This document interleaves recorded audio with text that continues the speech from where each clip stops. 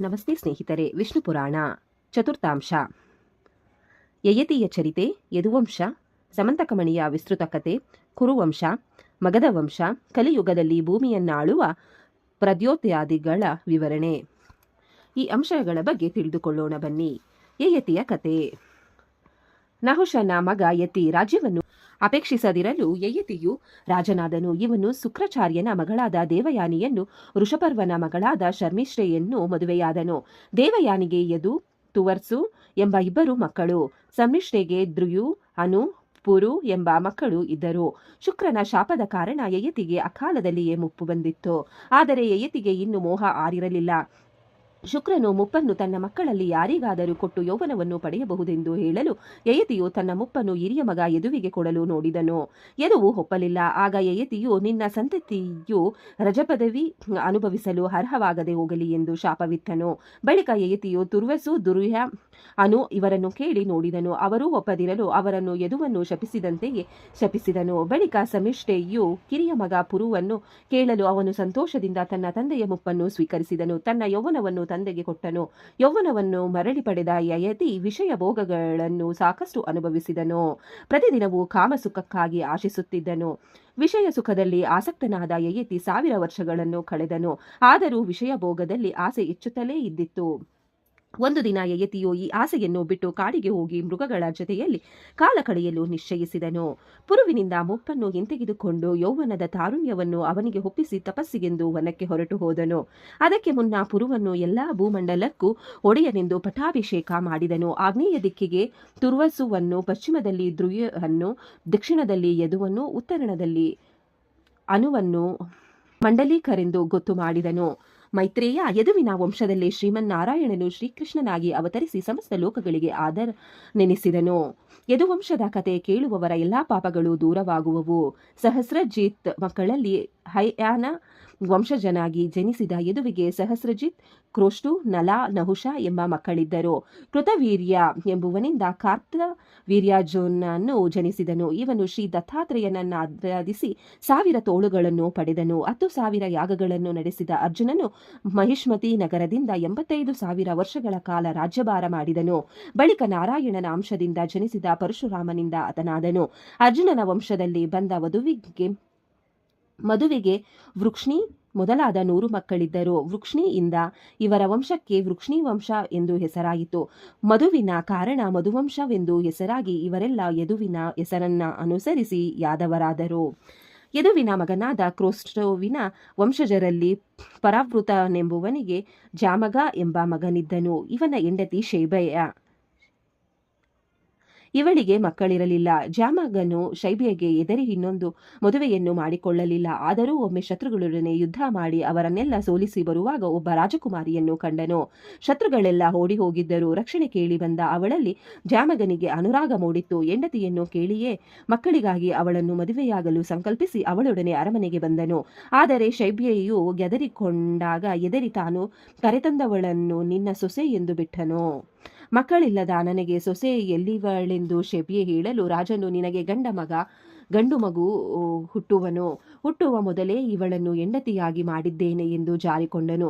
ಕಾಲಕ್ರಮದಲ್ಲಿ ವಯಸ್ಸಾದ ಶೆಬ್ಯೆಗೆ ಗಂಡು ಮಗನಾಗಿ ಅವನಿಗೆ ವಿದರ್ಭನೆಂದು ಹೆಸರಿಟ್ಟರು. ವಿದರ್ಭನು ರಾಜನು ತನ್ನ ಸೊಸೆ ಎಂದು ಹೇಳಿದ್ದ ಕನ್ಯೆಯನ್ನು ಮುಂದೆ ಮದುವೆಯಾದನು. ಇವನ ಮಕ್ಕಳಲ್ಲಿ ಒಬ್ಬ ರೋಮಪಾದನು ಜ್ಞಾನಿಯಾದನು. ಇವನ ವಂಶಜನಾದ ಛೇದಿಯ ಸಂತತಿಯಲ್ಲಿ ಬಂದವರು ಚೈದ್ಯರು ಆದರು. ವಿದರ್ಭನ ಇನ್ನೊಬ್ಬ ಮಗ ಕ್ರತನ ವಂಶಜನಾದ ಸತ್ವತನ ವಂಶಜರೇ ಸತ್ವತರಾದರು. ಸತ್ವತನ ಸಂತತಿಯಲ್ಲಿ ಬಂದ ಅನಮಿತ್ರನೆಂಬುವನಿಗೆ ನಿಘ್ನನೆಂಬ ಮಗನಿದ್ದನು. ಇವನಿಗೆ ಪ್ರಸೇನ, ಸತ್ರಜಿತ್ ಎಂದು ಇಬ್ಬರು ಮಕ್ಕಳಿದ್ದರು. ಸತ್ರಜಿತನ್ನು ಸೂರ್ಯ ಭಗವಾನನ್ನ ಆರಾಧಿಸಿ ಅವನ ಕೃಪೆಗೆ ಪಾತ್ರನಾಗಿ ಅವನಿಂದ ಸಮಂತಕವೆಂಬ ರತ್ನವನ್ನು ಪಡೆದನು.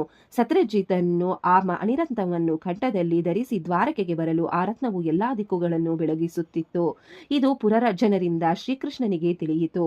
ಸತ್ರಜಿತನು ಆ ರತ್ನವನ್ನು ಮನೆಯಲ್ಲಿ ಜೋಪಾನವಾಗಿ ಇರಿಸಿದನು. ಅದು ಪ್ರತಿದಿನವೂ 8 ಭಾರ ಚಿನ್ನವನ್ನು ಕೊಡುತ್ತಿತ್ತು. ಅದರ ಮಹಿಮೆಯಿಂದ ದೇಶದಲ್ಲಿ ರೋಗ ರುಜಿನ, ಬೆಂಕಿ, ಕಳ್ಳರು ಮೊದಲಾದ ಅನಿಷ್ಟಗಳ ಭಯವಿರಲಿಲ್ಲ. ಇಂಥ ರತ್ನವು ರಾಜ ಉಗ್ರಸೇನನ ಬಳಿ ಇರಬೇಕೆಂದು ಕೃಷ್ಣನು ಅಭಿಪ್ರಾಯಪಟ್ಟನು. ಆದರೆ ಬಲಾತ್ಕಾರದಿಂದ ಅದನ್ನು ಸತ್ರಜಿತನಿಂದ ಕಿತ್ತುಕೊಳ್ಳಲಿಲ್ಲ. ಮಣಿಯನ್ನು ಕೃಷ್ಣನು ಕೇಳಬಹುದೆಂದು ಸತ್ರಜಿತನು ಅದನ್ನು ತಮ್ಮ ಪ್ರಸೇನನಿಗೆ ಕೊಟ್ಟನು. ಅದು ಒಂದು ಸಾಮಾನ್ಯ ರತ್ನವೆಂದು ಭಾವಿಸಿದ ಅವನು ಅದನ್ನು ಕೊರಳಿನಲ್ಲಿ ಧರಿಸಿ ಬೇಟೆಗೆ ಹೋಗಿದ್ದಾಗ ಸಿಂಹದಿಂದ ಹತನಾದನು. ಸಿಂಹ ಆ ರತ್ನವನ್ನು ಕಚ್ಚಿಕೊಂಡು ಹೋಗುತ್ತಿದ್ದಾಗ ಕಂಡ ಬಲ್ಲೋಕ ರಾಜ ಜಾಂಬವಂತನು ಸಿಂಹವನ್ನು ಸಾಯಿಸಿ ರತ್ನವನ್ನು ತೆಗೆದುಕೊಂಡು ತನ್ನ ಗುಹೆಯಲ್ಲಿರಿಸಿದನು. ಅಲ್ಲದೆ ಸುಕುಮಾರನೆಂಬ ತನ್ನ ಬಾಲಕನಿಗೆ ಆಟಕ್ಕಾಗಿ ಕೊಟ್ಟನು. ಪ್ರಸೇನನು ಅರಮನೆಗೆ ಹಿಂದಿರುಗದಿರಲು ಶತ್ರುಜಿತನು ಶ್ರೀಕೃಷ್ಣನೇ ರತ್ನದಾಸೆಗಾಗಿ ಪ್ರಸೇನನಿಂದ ಕಿತ್ತುಕೊಂಡಿರಬೇಕು ಎಂದು ಭಾವಿಸಿದನು. ಇದು ಕೃಷ್ಣನಿಗೆ ತಿಳಿದು ಅವನು ಪ್ರಸೇನನನ್ನು ಹುಡುಕುತ್ತಾ ಕಾಡಿಗೆ ಬಂದ. ಅಲ್ಲಿ ಸಿಂಹವು ಸತ್ತು ಬಿದ್ದಿರುವುದನ್ನು ಕಂಡು ಅದರ ಹೆಜ್ಜೆ ಗುರುತನ್ನು ಅನುಸರಿಸಿ ಒಂದು ಗುಹೆಗೆ ಬಂದನು. ಅಲ್ಲಿ ಜಾಂಬುವಂತನನ್ನು ಕಂಡನಲ್ಲದೆ ಬಾಲಕನ ಆಟದ ವಸ್ತುವಾಗಿದ್ದ ರತ್ನವನ್ನೂ ನೋಡಿದನು. ಜಾಂಬುವಂತನು ಕೋಪಗೊಂಡು ಕೃಷ್ಣನೊಡನೆ 21 ದಿನಗಳವರೆಗೆ ಯುದ್ಧ ಮಾಡಿದನು. ಯುದ್ಧ ನಿಲ್ಲುವ ಸೂಚನೆಯೇ ಕಾಣಲಿಲ್ಲ. ಗುಹೆಯ ಹೊರಗಿದ್ದ ಯಾದವ ಸೈನಿಕರು ಕೃಷ್ಣನು ಬಾರದಿರಲು ಅವನು ಹತನಾದನೆಂದು ತಿಳಿದು ಊರಿಗೆ ಹಿಂತಿರುಗಿ ಉತ್ತರ ಕ್ರಿಯಾದಿಗಳನ್ನು ಮಾಡಿ ಮುಗಿಸಿಬಿಟ್ಟರು. ಯುದ್ಧದಲ್ಲಿ ಕಡೆಗೆ ಜಾಂಬುವಂತನು ಪರಾಜಿತನಾಗಿ ಭಗವಾನ್ ಶ್ರೀಕೃಷ್ಣನಿಗೆ ಅಡ್ಡಬಿದ್ದು ಕ್ಷಮೆ ಯಾಚಿಸಿ ಬಳಿಕ ರತ್ನವನ್ನು ಸಮರ್ಪಿಸಿದ್ದನಲ್ಲದೆ ಮಗಳಾದ ಜಾಂಬುವತಿಯನ್ನು ಅವನಿಗೆ ವಿವಾಹ ಮಾಡಿಕೊಟ್ಟನು. ಅನಂತರ ಶ್ರೀಕೃಷ್ಣನು ದ್ವಾರಕೆಗೆ ಹಿಂತಿರುಗಿ ಎಲ್ಲರಿಗೂ ಸಂತೋಷ ಉಂಟು ಮಾಡುವುದಲ್ಲದೆ ಸಮಂತಕ ರತ್ನವನ್ನು ಶತ್ರುಜಿತನಿಗೆ ಕೊಟ್ಟು ತನ್ನ ಮೇಲೆ ಬಂದ ಅಪವಾದವನ್ನು ನೀಗಿಕೊಂಡನು. ಶತ್ರುಜಿತನು ಶ್ರೀಕೃಷ್ಣನ ಮೇಲೆ ಇಲ್ಲದ ಕಳಂಕವನ್ನು ಹೊರಿಸಿದೆನೆಂದು ಹೆದರಿ ತನ್ನ ಮಗಳಾದ ಸತ್ಯಭಾಮೆಯನ್ನು ಅವನಿಗೆ ಕೊಟ್ಟು ಮದುವೆ ಮಾಡಿದನು. ಆದರೆ ಅಕ್ರೂರ, ಕೃತವರ್ಮ, ಶತಧನ್ವ ಮೊದಲಾದ ಯಾದವರು ಶತ್ರುಜಿತನಲ್ಲಿ ಸತ್ಯಭಾಮೆಯನ್ನು ತಮಗೆ ಕೊಡಬೇಕೆಂದು ಯಾಚಿಸಿದರು. ಈಗ ದುರಾತ್ಮನಾದ ಶತ್ರುಜಿತನು ಸತ್ಯಭಾಮೆಯನ್ನು ಕೃಷ್ಣನಿಗೆ ಕೊಟ್ಟನೆಂದು ಅವನಲ್ಲಿ ವೈರವನ್ನು ಬೆಳೆಸಿದರು. ಅವನನ್ನು ಕೊಂದು ಹಾಕಲು ನಿರ್ಧರಿಸಿದರು. ಈ ಮಧ್ಯೆ ಪಾಂಡವರು ಅರಗಿನ ಮನೆಯಲ್ಲಿ ಸುಟ್ಟು ಹೋದರೆಂಬ ಸುದ್ದಿ ಬಂದು ಶ್ರೀಕೃಷ್ಣನು ಪಾಂಡವರು ಬದುಕಿದ್ದಾರೆಂಬುದು ತಿಳಿದಿದ್ದರೂ ಬಂಧುಗಳನ್ನು ನೋಡಲು ವಾರಣಾವತಕ್ಕೆ ಹೋದನು. ಆಗ ಶತಧನ್ವನು ನಿದ್ರಿಸುತ್ತಿದ್ದ ಶತ್ರುಜಿತನನ್ನು ಕೊಂದು ಸಮಂತಕ ಮಣಿಯನ್ನು ತೆಗೆದುಕೊಂಡು ಹೋದನು. ಸತ್ಯಭಾಮೆಯಿಂದ ಸುದ್ದಿ ತಿಳಿದ ಕೃಷ್ಣನು ದ್ವಾರಕೆಗೆ ಬಂದು ಬಲರಾಮನನ್ನು ಕಂಡು, ಅಣ್ಣ, ಸಮಂತಕ ಮಣಿ ನಮ್ಮಿಬ್ಬರಿಗೂ ಸಮಾನಾಗಿ ಸೇರತಕ್ಕದ್ದಾಗಿದೆ. ಅದನ್ನು ಶತಧನ್ವನೊಯ್ದಿದ್ದಾನೆ. ಅವನನ್ನು ಸಂಹಾರಕ್ಕಾಗಿ ಯತ್ನಿಸೋಣ ನಡೆ ಎಂದು ಪ್ರಚೋದಿಸಿದನು. ಇಬ್ಬರು ಶತಧನ್ವನ ಮೇಲೆ ಯುದ್ಧಕ್ಕೆ ಹೋದರು. ಶತಧನ್ವನಿಗೆ ಕೃತವರ್ಮನಾಗಲಿ ಅಕ್ರೂರನಾಗಲಿ ನೆರವಾಗಲಿಲ್ಲ. ಕಡೆಗೆ ಅವನು ಕೃಷ್ಣನ ಚಕ್ರಾಯುಧದಿಂದ ಹತನಾದನು. ಆದರೆ ಕೃಷ್ಣನಿಗೆ ಎಷ್ಟು ಶೋಧಿಸಿದರೂ ಸಮಂತಕ ಮಣಿ ರತ್ನ ಮಾತ್ರ ಸಿಗಲಿಲ್ಲ. ಇದರಿಂದ ಬಲರಾಮನಿಗೆ ಕೋಪ ಬಂದು ಅವನು ಕೃಷ್ಣನು ಎಷ್ಟು ಹೇಳಿದರೂ ಕೇಳದೆ ವಿದೇಯ ನಗರಕ್ಕೆ ಹೊರಟು ಹೋದನು. ಅಲ್ಲಿ ಜನಕರಾಜನ ಮನೆಯಲ್ಲಿದ್ದಾಗ ಧೃತರಾಷ್ಟ್ರನ ಮಗ ದುರ್ಯೋಧನನಿಗೆ ಗದಾಯುದ್ಧದಲ್ಲಿ ಶಿಕ್ಷಣವನ್ನು ಕೊಟ್ಟನು. ಹೀಗೆ 3 ವರ್ಷ ಕಳೆಯಿತು. ಬಬ್ರು ಮೊದಲಾದ ಯಾದವರು ಬಲರಾಮನಲ್ಲಿಗೆ ಬಂದು ಸಮಂತಕ ರತ್ನ ಕೃಷ್ಣನಲ್ಲಿ ಇಲ್ಲವೆಂದು ದೃಢಪಡಿಸಿದ ಬಳಿಕ ಅವನು ದ್ವಾರಕೆಗೆ ಬಂದನು. ಸಮಂತಕ ಮಣಿಯು ಅಕ್ರೂರನ ಬಳಿ ಇದ್ದು ಅದರ ಪ್ರಭಾವದಿಂದ ದ್ವಾರಕೆಯಲ್ಲಿ 62 ವರ್ಷಗಳವರೆಗೆ ರೋಗ ರುಜಿನಾದಿಗಳು ಇರಲಿಲ್ಲ. ಇದು ಶ್ರೀಕೃಷ್ಣನಿಗೆ ತಿಳಿದು ಒಂದು ದಿನ ಯಾದವರ ಸಭೆಯನ್ನು ತನ್ನ ಮನೆಯಲ್ಲೇ ಕರೆದು ಅಲ್ಲಿಗೆ ಅಕ್ರೂರನನ್ನು ಬರಮಾಡಿಕೊಂಡಿದ್ದನು. ಸಭೆಯ ನಡುವೆ ಅಕ್ರೂರನನ್ನುದ್ದೇಶಿಸಿ, ಅಕ್ರೂರ, ದಾನಪತಿಯಾಗಿರುವ ನಿನಗೆ ಶತಧನ್ವನು ಪ್ರಕಾಶಮಾನವೂ ಶುಭಪ್ರದವೂ ಆದ ಸಮಂತಕ ಮಣಿಯನ್ನು ಕೊಟ್ಟಿರುವನಷ್ಟೇ ನನ್ನಣ್ಣ ಬಲರಾಮ ಆ ರತ್ನ ನನ್ನ ಬಳಿ ಇದೆ ಎಂದು ಶಂಕಿಸಿದ್ದಾನೆ. ನಮ್ಮ ಸಂತೋಷಕ್ಕೆ ಒಂದು ಸಲ ಅದನ್ನು ತೋರಿಸಿಬಿಡು ಎಂದು ಹೇಳಿದನು. ಆಗ ಅಕ್ರೂರನು, ಪರಮಾತ್ಮ, ಎಂದಾದರೂ ನೀನು ಅದನ್ನು ಕೇಳಿವೆ ಎಂದು ಕಷ್ಟದಿಂದ ಅದನ್ನು ರಕ್ಷಿಸಿಕೊಂಡು ಬಂದಿರುವೆ. ಅದನ್ನು ಧರಿಸಿದ ಕ್ಲೇಶದಿಂದ ಸುಖಭೋಗಗಳಲ್ಲಿ ಮನಸ್ಸನ್ನಿರಿಸದೆ ದೂರವಿದ್ದೆನು. ಇಂಥ ದೇಶಕ್ಕೆ ಉಪಕಾರಿಯಾದ ರತ್ನವನ್ನು ಇಟ್ಟುಕೊಳ್ಳಲಾರದ ಅಸಮರ್ಥನೆಂದು ನೀನು ಭಾವಿಸುವೆ ಎಂದು ನಾನಾಗಿ ಇದನ್ನು ನಿನಗೆ ಕೊಡಲಿಲ್ಲ. ಈಗ ಈ ಸಮಂತಕ ರತ್ನ ತೆಗೆದುಕೋ, ಯಾರಿಗೆ ಬೇಕಾದರೂ ಕೊಡು ಎಂದು ಹೇಳಿದನು. ಹಾಗೆಯೇ ಮಣಿರತ್ನವನ್ನು ತೆಗೆದು ಸಭೆಯ ಮುಂದಿಟ್ಟನು. ಮಣಿಯನ್ನು ನೋಡಿ ಬಲರಾಮ, ಇದು ತನಗೆ ಸೇರಬೇಕು, ಕೃಷ್ಣನೇ ಹೇಳಿದ್ದಾನೆ ಎಂದರೆ ಸತ್ಯಭಾಮೆ, ಅದು ತನ್ನ ಪಿತೃಧನ, ತನಗೆ ಸೇರಬೇಕು ಎಂದಳು. ಕೃಷ್ಣನೇ ಕಡೆಗೆ ಈ ರತ್ನವನ್ನು ಧರಿಸುವವರು ಅತ್ಯಂತ ಶುಚಿಯಿಂದಿರಬೇಕು, ಮದ್ಯಪಾನಾದಿಗಳಿಂದ ದೂರವಿರಬೇಕು. ಇದು ಇಲ್ಲಿ ಅಕ್ರೂರನಿಗಲ್ಲದೆ ಯಾರಿಗೂ ಸಾಧ್ಯವಿಲ್ಲ. ಇದು ಅವನ ಬಳಿಯೇ ಇರಲಿ ಎಂದು ಹೇಳಿ ಧನಪತಿ ಅಕ್ರೂರನಿಗೆ ರತ್ನವನ್ನು ಕೊಟ್ಟನು. ಶ್ರೀಕೃಷ್ಣನ ಮಾತಿನಂತೆ ಅಕ್ರೂರನು ಆ ಮಣಿ ರತ್ನವನ್ನು ತನ್ನ ಕೊರಳಲ್ಲಿ ಧರಿಸಿ ಸೂರ್ಯನಂತೆ ಶೋಭಿಸಿದನು. ಮೈತ್ರೇಯ, ಸಮಂತಕ ಮಣಿ ರತ್ನದ ಪ್ರಸಂಗವನ್ನು ಯಾರು ಕೇಳುವರೋ ಅವರಿಗೆ ಎಂದು ಸುಳ್ಳು ಅಪವಾದವೂ ಬರುವುದಿಲ್ಲ, ಹಾಗೂ ಅವನು ಎಲ್ಲಾ ಪಾಪಗಳಿಂದಲೂ ಮುಕ್ತನಾಗುತ್ತಾನೆ ಎಂದು ಪರಶರರು ನುಡಿದರು. ಅನಂತರ ಪರಶರರು ಹೀಗೆ ಹೇಳಿದರು. ಮೈತ್ರೇಯ, ಅನಮಿತ್ರನಿಗೆ ಮಗನಾದ ಶಿನಿಗೆ ಸತ್ಯಕನೆಂಬ ಮಗನಿದ್ದನು. ಸತ್ಯಕನ ಮಗ ಸಾತ್ಯಕಿ, ಇವನ ಮಗ ಸಂಜಯ. ಅನಮಿತ್ರನ ಇನ್ನೊಂದು ಪೀಳಿಗೆಯಲ್ಲಿ ಹುಟ್ಟಿದ ಶ್ವಪಲ್ಕನಿಗೆ ಗಾಂಧಿನಿ ಎಂಬುವಳಲ್ಲಿ ಹುಟ್ಟಿದವನೇ ಅಕ್ರೂರ. ಸತ್ವತನ ವಂಶಜನಾದ ಶೂರನಿಗೆ ವಸುದೇವನೇ ಮೊದಲಾದ 10 ಮಕ್ಕಳಿದ್ದರು. ವಸುದೇವನು ಹುಟ್ಟಿದಾಗ ದೇವತೆಗಳು ದಿವ್ಯ ವಾದ್ಯಗಳನ್ನು ಮೊಳಗಿಸಿ ಭಗವಂತನ ಅಂಶಾವತಾರಿಯು ವಸುದೇವನ ಗೃಹದಲ್ಲಿ ಜನಿಸುವನೆಂದು ಹೇಳಿದರು. ದೇವಕ ಉಗ್ರಸೇನ ಇಬ್ಬರು ಸತ್ವತನ ಮಗನಾದ ಅಂಧಕನ ವಂಶಜನಾದ ಅಹುಕನ ಮಕ್ಕಳು. ದೇವಕನ ಮಗಳಾದ ದೇವಕಿಯನ್ನು ವಸುದೇವನು ಮದುವೆಯಾದನು. ಕಂಸ ಉಗ್ರಸೇನನ ಮಗ. ವಸುದೇವನ ತಂಗಿ ಪೃತೆ.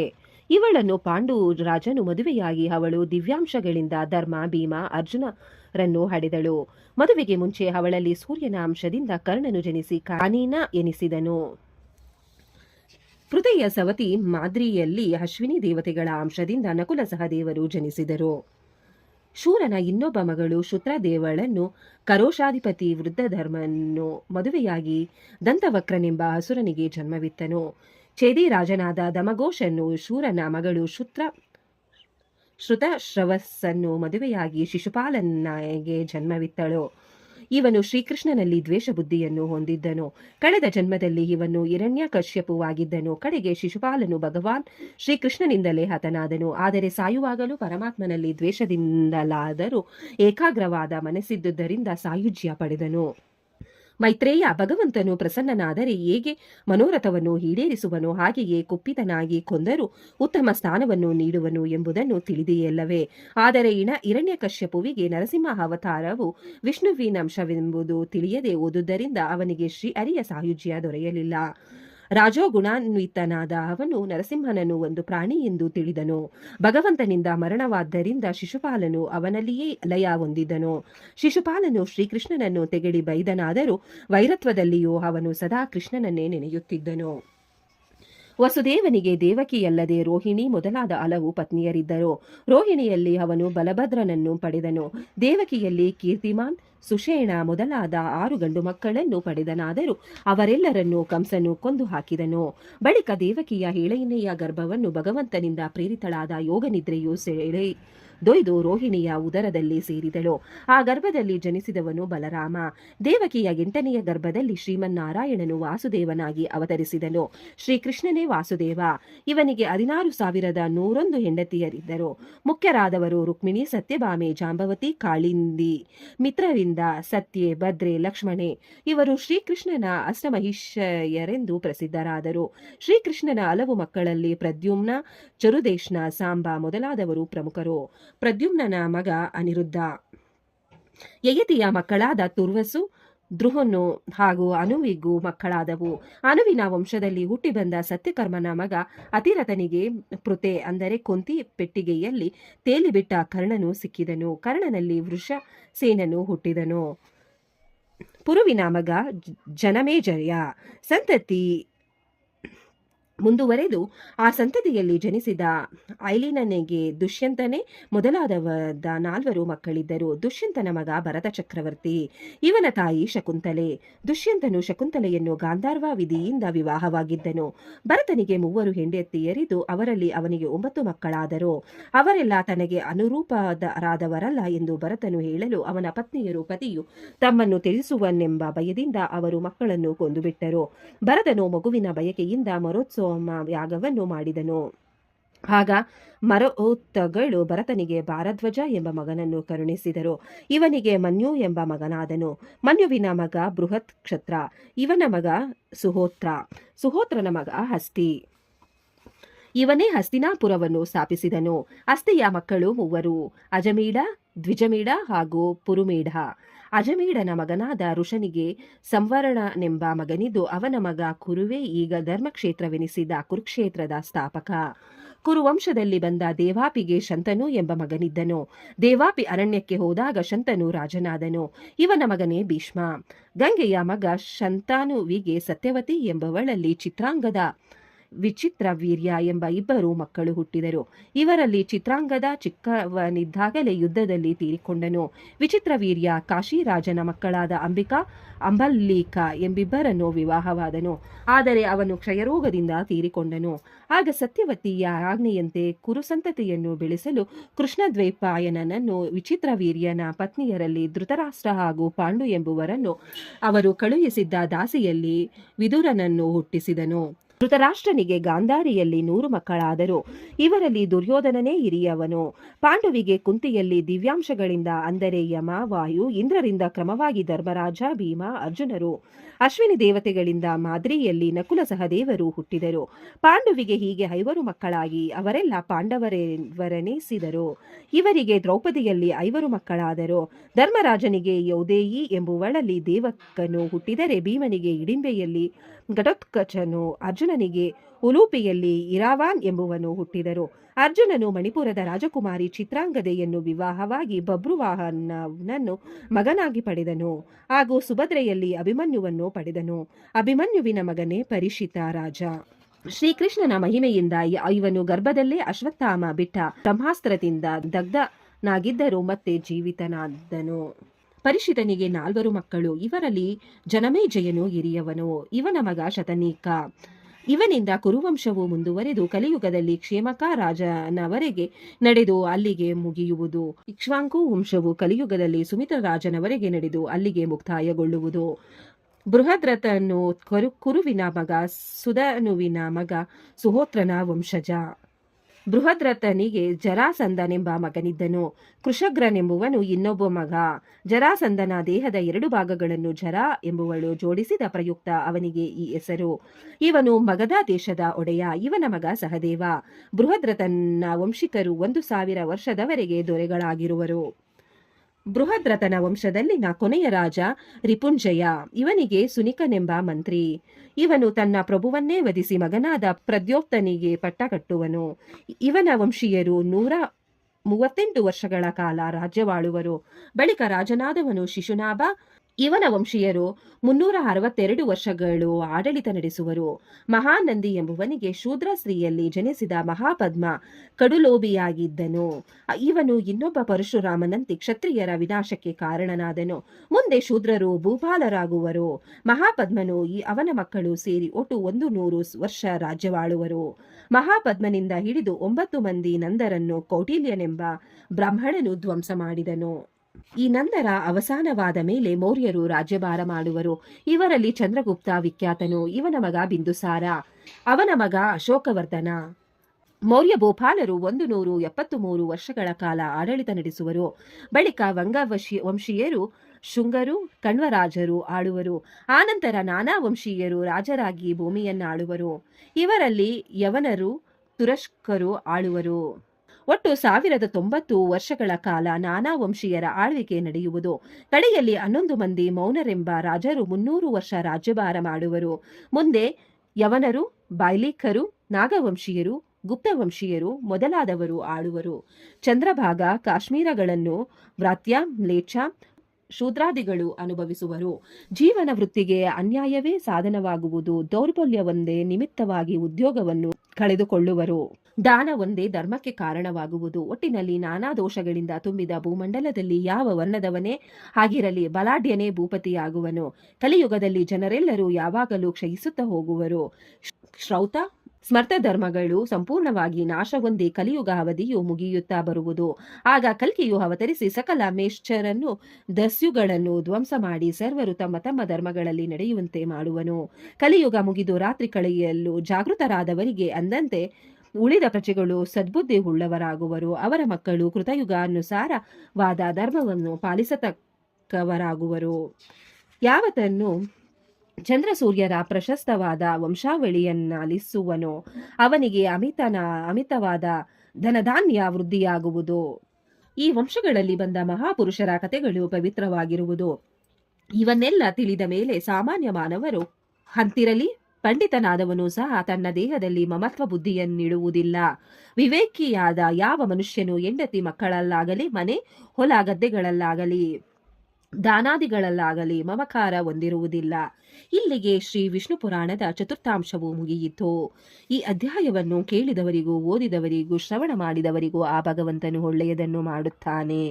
ಓಂ ನಮೋ ಭಗವತೆ ವಾಸುದೇವಾಯ ನಮಃ. ಧನ್ಯವಾದಗಳು ಸ್ನೇಹಿತರೆ. ವಿಡಿಯೋ ನೋಡಿಕ್ಕೆ ಎಲ್ಲರಿಗೂ ಧನ್ಯವಾದಗಳು. ನಿಮಗೆ ಈ ವಿಡಿಯೋ ಇಷ್ಟ ಆಗಿದ್ರೆ ಪ್ಲೀಸ್ ಒಂದು ಲೈಕ್ ಮಾಡಿ. ನೆಕ್ಸ್ಟ್ ಇನ್ನು ಜಾಸ್ತಿ ವಿಡಿಯೋ ಹಾಕ್ತೀನಿ. ಟಿವಿ ಹಾಗೆ ನಿಮ್ಮ ಫ್ರೆಂಡ್ಸ್ಗೆ ಶೇರ್ ಮಾಡಿ ಮತ್ತೆ ಸಬ್ಸ್ಕ್ರೈಬ್ ಮಾಡಿ. Thank you very much.